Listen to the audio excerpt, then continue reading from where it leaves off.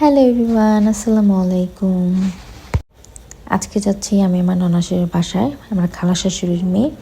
এখানে আমি আর আমার ননদ রেডি হয়ে বের হয়ে গেলাম আপুর বাসায় যাওয়ার জন্য। আপু অনেক দিন ধরে বলতেছে যে তুমি আসো, দুজন আসো, এসে ঘুরে যাও। আমি যাই না, তার মধ্যে বাবার বাড়িতে আসি। 15 দিনের জন্য গিয়েছিলাম, তখন হচ্ছে আপুর বাসায় গিয়েছিলাম। গিয়ে গরম গরম পিঠা খেতে বসে পড়ি। আর এখানে মনে হয় বড়া ছিল, কী দিয়ে বানাইছি ভুলে গেছি আমি, অনেক মজা ছিল। এটা বাগান বিলাস না?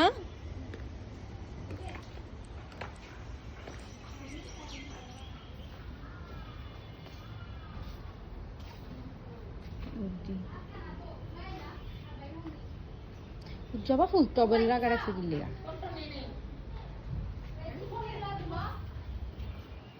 ও এই কাটা মুকুটটাই আমার কি সুন্দর হয়ে গেছে, ওরটা তো হয়ে গেছে।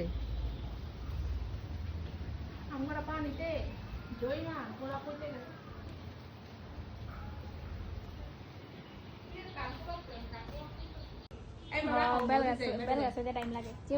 চলো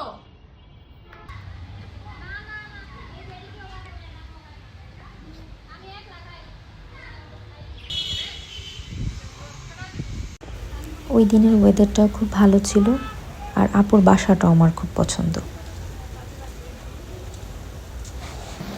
হ্যালো গাইস, আমরা চলে আসছি আমাদের বগুর বাসায়। এখন আমাদের লাঞ্চ টাইম।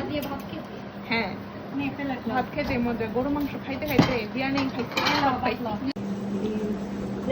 আপু আমাদের দুজনের জন্য অনেক কিছু রান্না করছে।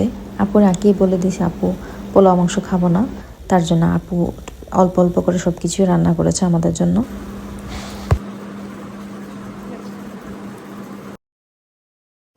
তারপর এই হলো সন্ধ্যাবেলার নাস্তা, আবারও পিঠা বানাই দিল।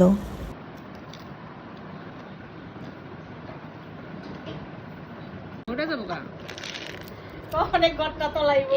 আচ্ছা, বাড়িতে পানি এনে দাও। পানি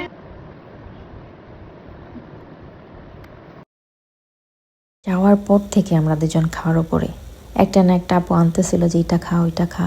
তারপর রাতের বেলা এসে পড়তে চাইছিলাম, বলে যে না যাওয়া যাবে না, তোদেরকে রুটি বানাই দিব, তুমি তোরা খেয়ে তারপরে যাবি।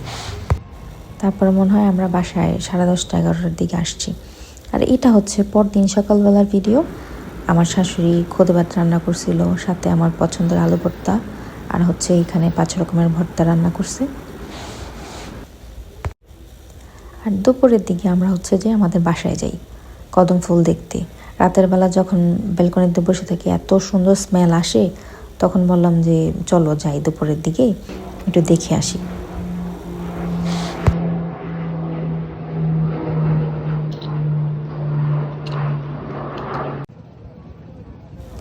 আর এটা হচ্ছে বিষ্ণুনদী ফেরিঘাট। আমি বাসায় যাব তার জন্য দাঁড়াইছিলাম ফেরির জন্য। আমি 15 দিনের জন্য গিয়েছিলাম শ্বশুর বাড়ি।